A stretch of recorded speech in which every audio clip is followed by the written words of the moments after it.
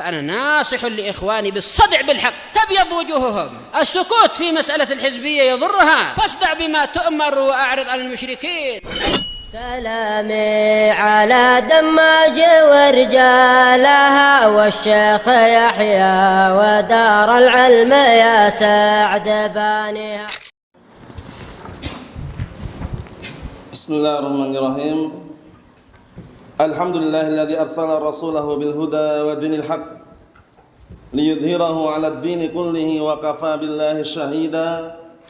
أشهد أن لا إله إلا الله وحده لا شريك له إقرارا به وتوحيدا، وأشهد أن محمدا عبده ورسوله صلى الله عليه وعلى آله وسلم تسليما مزيدا لا نبي بعده. إخواني في الدين أعزني wa'azakumullahu jami'an wa barakallahu fikum. Sebelum kita melanjutkan bacaan berikutnya terhadap kitab Ithaf al-Kiram Syarh Kitab al-Jami' min Bulughil Maram yang disyarah oleh Syekh Al-Allamah Shalih Al-Fauzan asbahullah. Pada pertemuan sebelumnya kita telah mengambil dua hadis, yaitu mengenai adab-adab dalam mengucapkan salam dan juga menjawab salam. Yang hafal dua-duanya serentak barakallahu fikum, tafadhalu.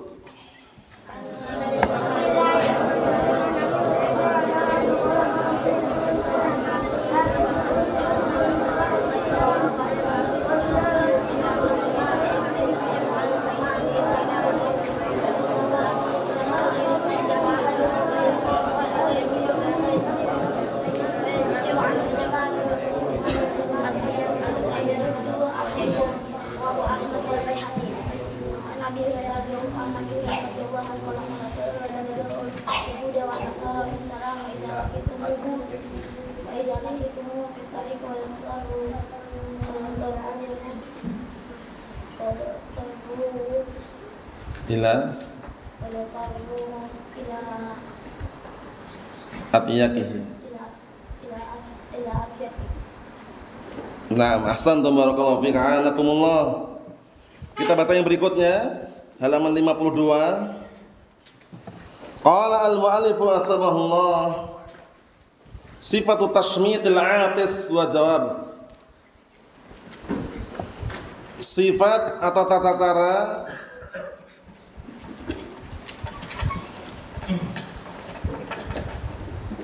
mendoakan orang yang bersin dan jawabannya.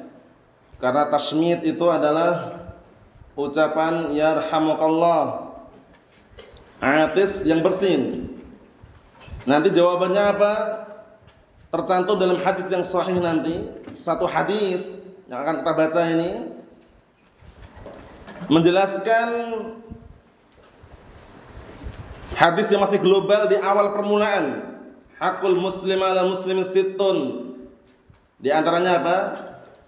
Wa idza atasa fahamidullah fashamidhu. Nah, tasmid bagaimana tata caranya? Tercantum dalam hadis yang akan kita baca ini. Kita baca barakallahu fiik. Qala al-muallifu asbahullah al-imam al-hafidh Ibnu Hajar Ahmad bin Ali al-Asqalani rahmatullah alaih wa anhu qauluhu wa anhu yadullu zahiruhu ala anna hadha min hadits Ali radhiyallahu anhu wa sawabuhu an Abi Hurairah. Berarti nanti setorannya an Abi Hurairah ya. Karena kalau kita lihat urut-urutannya kan karena ada keliru di awal, berikutnya kayak seakan-akan ikut keliru juga gitu. Ya kan? Makanya yang tepat nanti aku hafalnya an Abi Hurairah gitu. An Abi Hurairah radhiyallahu anhu qala عن النبي صلى الله عليه وعلى آله وسلم قال إذا عطس أحدكم فليقل الحمد لله وليقل له أخوه أو صاحبه يرحمك الله فإذا قال له يرحمك الله فليقل يهديكم الله ويصلح بالكم أخرجه البخاري.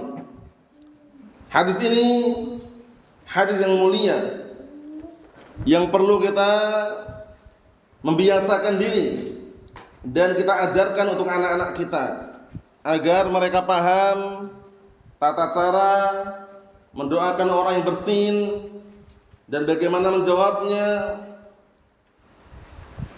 Dan sudah kita lewati bersama, kalau dia bersin sekali, 2 kali, 3 kali masih kita doakan. Tapi untuk yang keempat kalinya kemungkinan besar dia sakit. Zukam, sakit apa? Pilek, flu atau yang semisalnya. Sehingga apa? Datang dalam hadis yang sahih yang diriwayatkan Imam Tirmidzi mengenai orang yang bersinnya lebih dari 3 kali. Kemudian apa? Kata Rasulullah SAW, "Hadza rajulun mazqum." Ini orang terkena penyakit flu atau pilek. Sehingga apa? Nah, doanya adalah syafaqallah, Allah yashfik atau yang semisalnya. Itu yang keempat kalinya ya. Sekali, 2 kali, 3 kali masih seperti biasanya. Didoakan dengan apa? Yarhamukallah. Ini kalau yang bersin mengucapkan apa? Alhamdulillah. Berarti mafhumnya kalau yang bersin diam saja, kita tidak perlu mengucapkannya yarhamukallah. Bisa dipahami ya? Tasmid disyariatkan ketika yang bersin mengucapkan alhamdulillah. Sekali, 2 kali, 3 kali. Naam. Yang keempat kali kemungkinan besar dia sakit. Mungkin flu atau yang semisalnya, sehingga doanya pun lain. Kita doakan Allah yashfik, syafaqallah, la ba'sa tahurun insyaallah. Kita baca artinya dari hadisnya Abi Hurairah radhiyallahu anhu. Abu Hurairah radhiyallahu anhu siapa namanya? Naam, ahsan, Abdurrahman bin Sakhar Ad-Dawsi radhiyallahu anhu, sahabat yang mulia yang paling banyak riwayat hadisnya, terkumpul dalam pantun yang sangat indah dan sering terulang-ulang. Antum hafal pantunnya? Antum hafal? Ayo bismillah.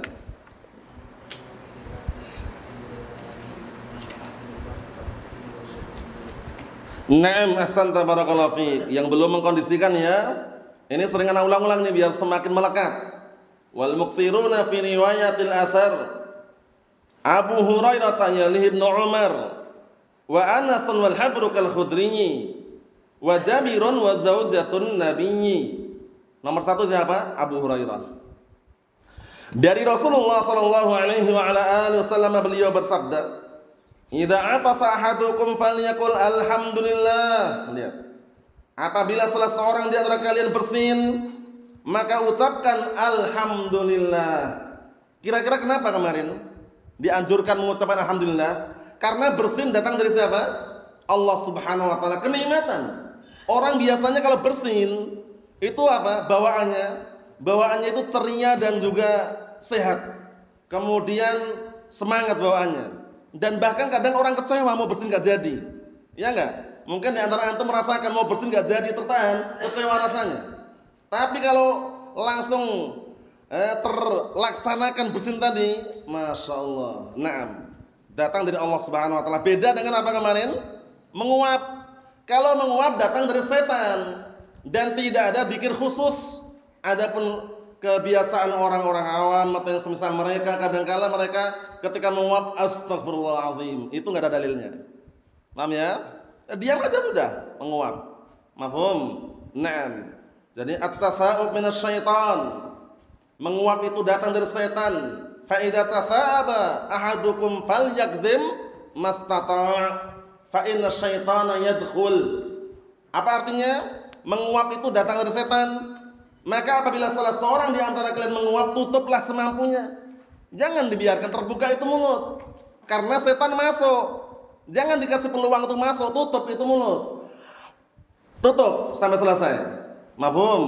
Tambah lagi kalau dia enggak tutup plus bersuara, dhahika syaitan. Lihat itu. Naam, dia tambah wah gitu, setan tertawa.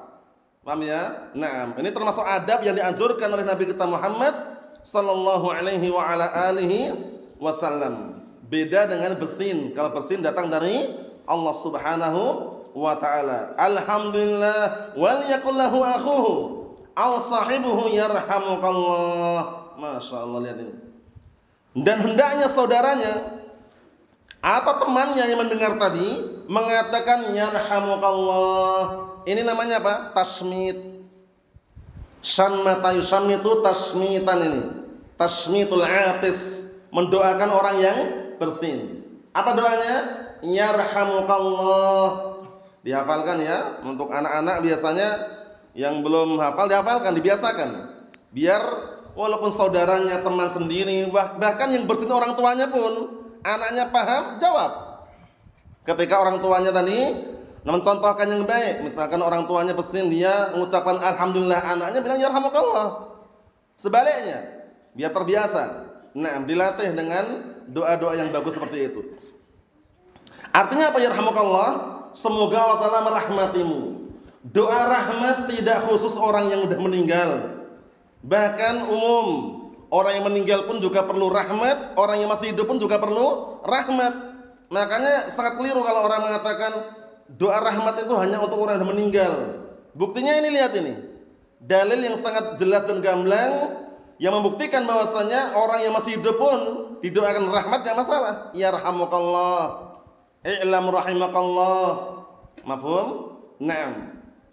Fa idza qala lahu yarhamukallah, kemudian apabila temannya tadi mengucapkan yarhamukallah, semoga Allah telah merahmatimu, falyaqul, maka ucapkanlah. Siapa ini? Yang bersin tadi hendaknya mengucapkan yahdikumullah wa yuslih balakum.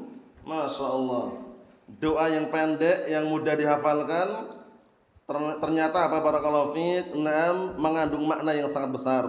Yahdikumullah wa yuslihu balakum. Semoga Allah Ta'ala memberikan hidayah kepadamu, memberikan petunjuk kepadamu, dan memperbaiki keadaan kalian. Bal, sya'n, keadaan.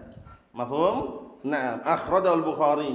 Hadis ini barakallahu fiik dijelaskan oleh Imam As-San'ani rahimahullah dalam kitab Subulus Salam ketika beliau mensyarah Bulughul Maram di akhir-akhir Kitabul Jami'.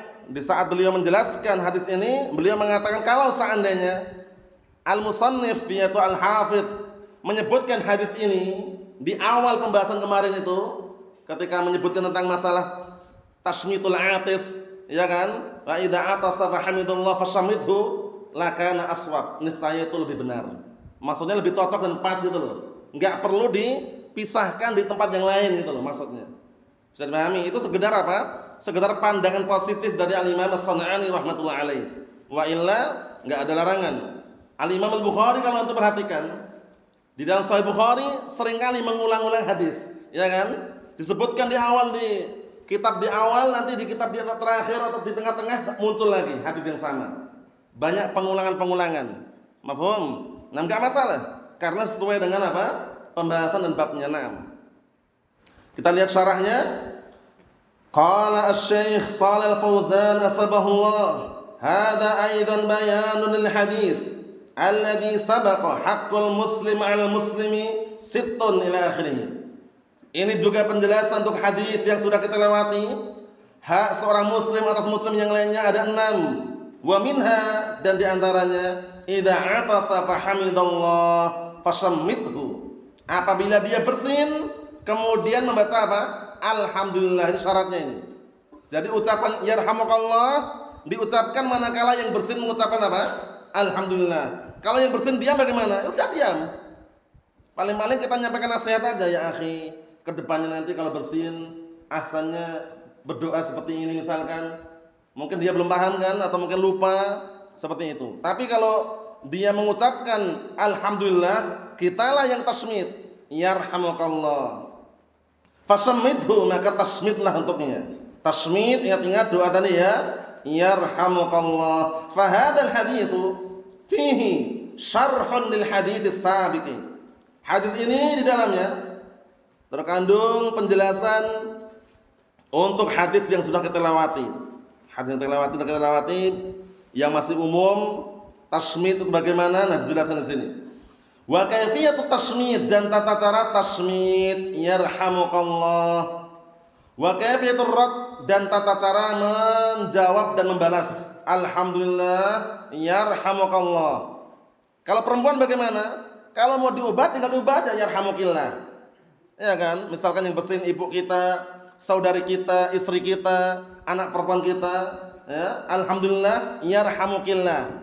Itu kalau sesuai dengan apa? Kaidah nahwu seperti itu. Paham ya? Karena kaf ini kan untuk mudzakkar aslinya. Kalau untuk muannats apa? Pakai na'am, kafnya di kasrah, qiyan itu. Na'am, yarhamukillah artinya sama. Paham ya? Nah, seperti itu. Kita lihat di sini barakallahu fiik. Kata beliau, "Annahu idza atasa wa hamidallah fa innaka taqul yarhamukallah." Bahwasanya apabila orang tersebut bersin kemudian mengucapkan alhamdulillah, maka sesungguhnya kamu mengatakan yarhamukallah. Jadi pada asalnya mengubah dhamir selama tidak merubah makna tidak masalah. Paham ya? Nah, seperti ini. Contohnya antum dikasih apa? Kebaikan oleh ibu, oleh saudari, oleh istri, jazakillahu khairan. Karena kalau antum cuma jazakallahu khairan keliru. Secara apa? Kaidah nahwu. Kalau ingin selamat pakai dhamir jamak, jazakumullahu khairan, enggak masalah. Karena kadang-kala nah walaupun dhamirnya itu untuk mudzakkar, jamak seperti itu, muannats pun bisa masuk. Paham ya? Tapi kalau diubah dhamir dengan dhamir muannats boleh juga. Jazakumullahu khairan, enggak masalah. Artinya sama. Paham ya? Artinya sama. Naam. Hanya saja ada beberapa tempat yang kadang-kala diperselisihkan mengenai doa-doa ketika mendoakan si mayit bagaimana, karena mayit itu kan bisa dikatakan apa? Nah, umum, laki-laki juga mayit, perempuan juga mayit. Sehingga ketika mendoakan dengan lafaz Allahumma ighfir lahu warhamhu wa'afihi wa'fu anhu, enggak diubah dhamirnya pun diperbolehkan. Paham ya? Kalau diubah dhamirnya bagaimana? Enggak ada larangan. Paham ya? Mungkin yang diinginkan adalah apa? Mayit perempuan. Karena kadang-kala adalah satu lafaz yang dia ini lafaz ini bisa digunakan untuk mudzakkar dan muannats. Nah, yang seperti itu tidak masalah. Mafhum? Nah, hanya saja untuk mencocokkan dhamir tadi lebih apa? Lebih pas karena apa? Ini mudzakkar dan muannats. Kita lihat di sini. Jadi tidak masalah karena enggak mengubah makna. Summa huwa yaruddu wa yaqul, kemudian orang yang bersin tadi membalas dan mengatakan yahdikumullah wa yuslihu balakum. Semoga Allah Ta'ala senantiasa memberikan bimbingan kepada kalian, petunjuk kepada kalian, dan memperbaiki keadaan kalian. Ini doa yang bersin mendoakan orang yang sudah mendoakan dengan apa? Dengan yarhamukallah tadi. Mafhum? Fal'uttas ni'matun minallahi azza wa jalla. Nah, maka utas ini bersin ini merupakan nikmat dari Allah Subhanahu wa taala. Li'annahu yukhrij al-bukhar 'ala bir-ra's. Ini penting nih faedah ini. Dikarenakan bersin itu mengeluarkan apa? Mengeluarkan semacam kotoran-kotoran yang ada di kepala. Semacam apa? Unek-unek atau sesuatu yang membuat apa? Kepala berat gitu loh. Di dalam itu. Ketika bersin langsung rasanya ringan biasanya, ya kan? Tapi kalau bersin tertahan sangat kecewa. Tapi kalau udah bersin terlaksana, ya, terlaksanakan bersin itu biasanya agak plong gitu biasanya. Paham ya? Nah, terbukti itu kita lihat. Wa yakhiful insan ba'dal 'utas wa yajidu rahatan ba'dal 'utas. Masyaallah, lihat itu. Dan seseorang akan ringan, badannya ringan, keadaannya ringan setelah dia bersin dan akan menjumpai rahah. Rahah itu tenang dan nyaman setelah bersin. Fahuwa ni'matun, maka itu nikmat. Beda dengan menguap. Kalau menguap itu biasanya itu bawaannya manas, ya kan? Menguap, tambah menguap lagi, tambah menguap lagi. Karena menguap itu kan biasanya identiknya dengan apa? Muqaddimatun naum, pembukaan tidur, ngantuk. Paham ya? Dan seringnya orang tidur itu jarang sekali orang tidur bisa kecuali ada muqaddimahnya dulu. Kalau dia posisinya tidak ngantuk sama sekali, mau tidur sulit juga. Tapi dia bareng-bareng lama-lama datanglah ngantuk. Dia sadari atau tidak, barulah dia tidur. Namanya an-nu'as. An-nu'as itu muqaddimatun naum, pembukaan tidur. Paham ya? Ada hadis, tapi hadisnya apa? la aslalahu, tidak ada asal usulnya, la yuhtaju bih, tidak bisa dengan hujjah. Lafadznya apa? Idza ja'akumun nu'as fa'aklimu. Dulu pernah sering diungkapkan ya di dars waktu itu oleh Syekh Yahya hafizallahu ta'ala wa ra'ah. Nah, jadi ada orang kadang berdalilkan dengan hadis itu, tapi hadisnya apa? La yuhtaju bih, tidak bisa jadikan hujjah. Idza ja'akumun nu'as fa'akrimu. Apa artinya? Apabila datang rasa ngantuk kepada kalian, muliakanlah ngantuk itu. Masya Allah. Akhirnya bagaimana cara memuliakannya? Diikutin ngantuk tadi, tidur gitu loh. Bisa dipahami? Nah, tapi jangan apa? Likulli maqamin naum, tapi likulli naumin maqam. Tahu artinya ya? Tidak setiap tempat tidur, tapi setiap tidur itu pada tempatnya gitu loh. Mafhum? Nah, seperti itu. Nah, ini sekedar selingan bahwasannya bedanya antara apa? Nah, bersin dengan menguap. Bersin datang dari Allah Ta'ala, menguap datang dari syaitan. Falidzalika yahmadullah azza wa jalla ala hadza wa yaqul alhamdulillah. Oleh karena itu, orang yang bersin tadi memuji Allah Ta'ala seraya berkata alhamdulillah. Fa idza hamidallah fa inna man sami'ahu yushammituh. Masyaallah. Apabila orang yang bersin tadi mengucapkan alhamdulillah, maka orang yang mendengarnya hendaknya dia mendoakan, namanya tasmid. Wa yaqul yarhamukumullah. Ini kalau banyak orang pakai dhamir kum enggak masalah juga. Kalau satu orang laki-laki yarhamukallah, satu orang wanita yarhamukillah, tinggal diubah dhamirnya aja. Mafhum? Nah, semoga Allah Taala merahmati kalian. Tsumma huwa yaruddu wa yaqul, kemudian dia yang bersin tadi membalas dan seraya berkata yahdikumullah wa yuslihu balakum.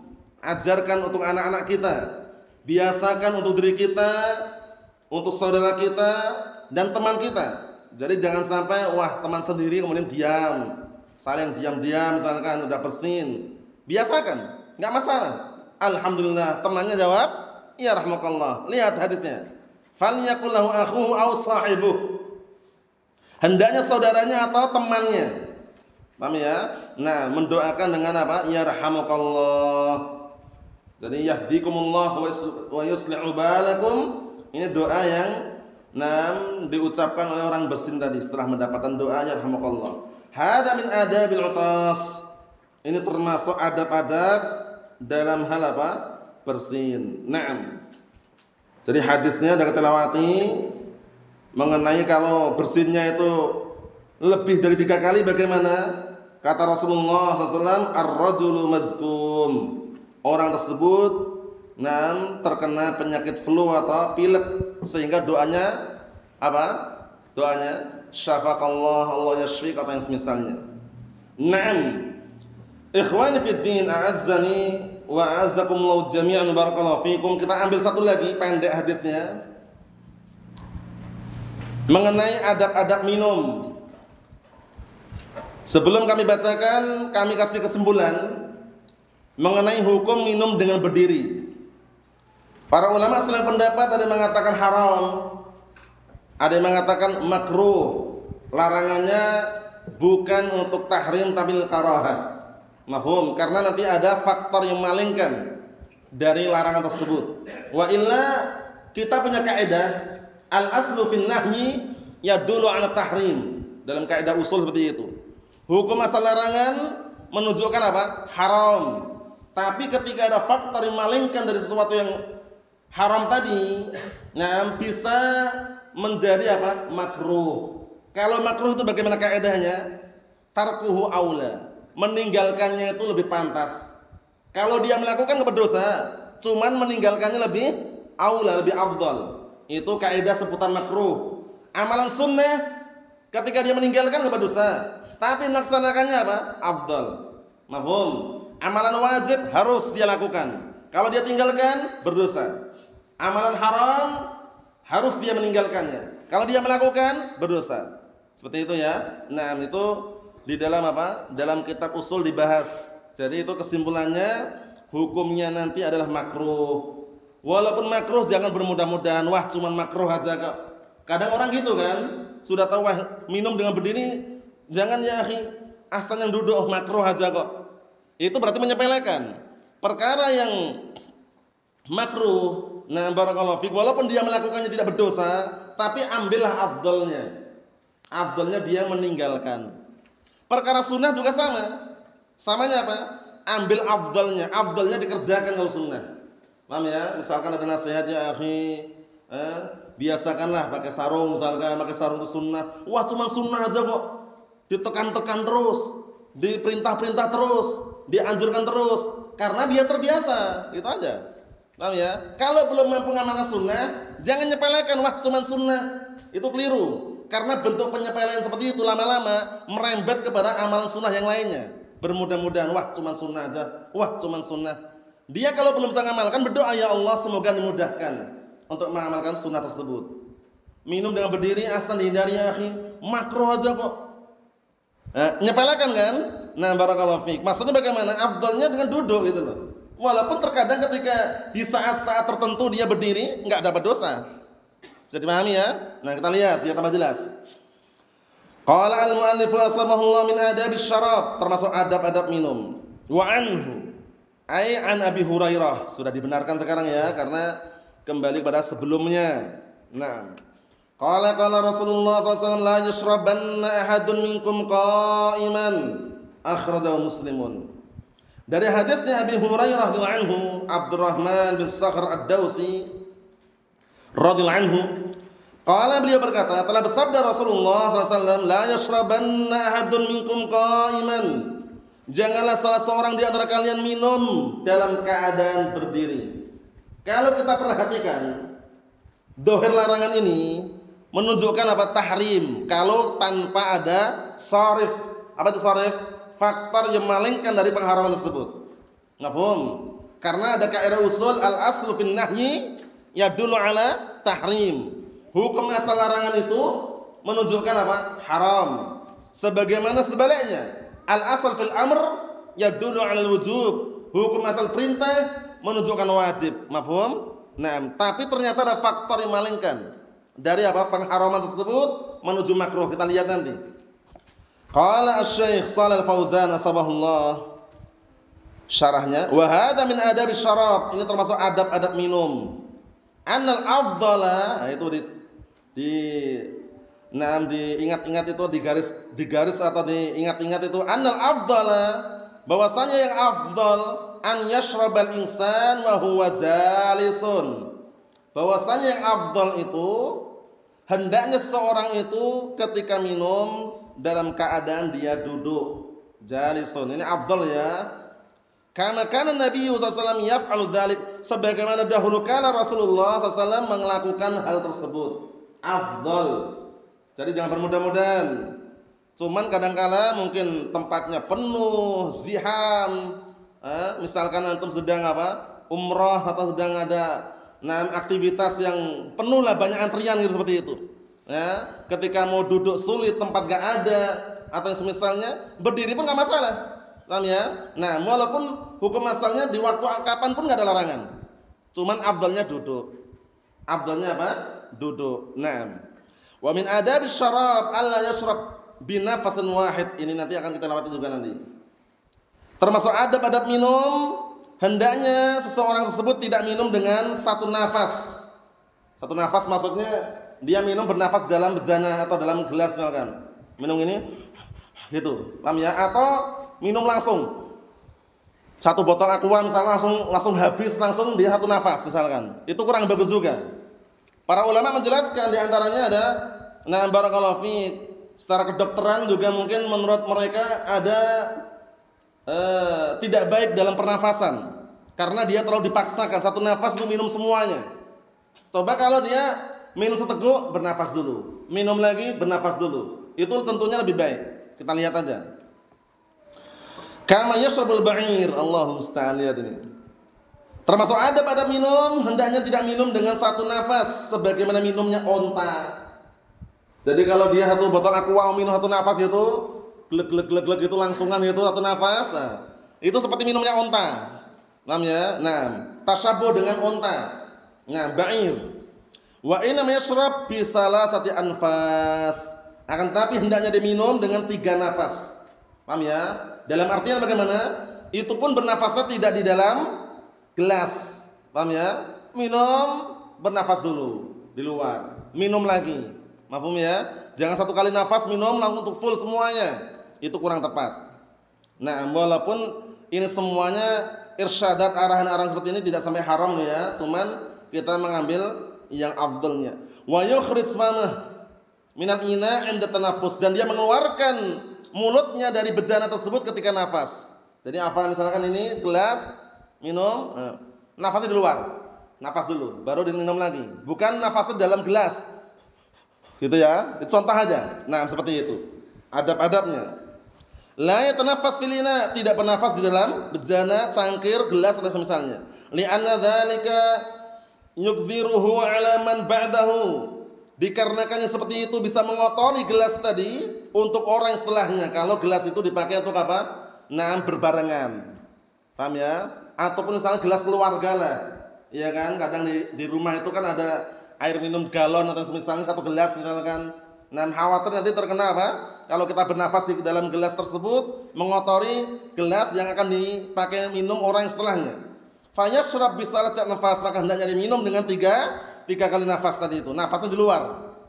Fi kulli marrah yukhrij famah 'anil ina wa yatanaffas kharijah.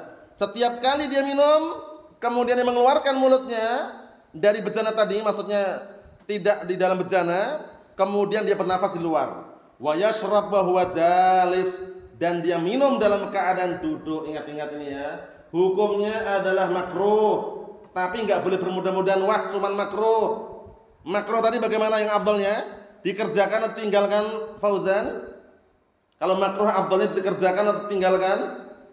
Ditinggalkan. Mafhum? Naam. Tapi kalau sunnah afdalnya dikerjakan.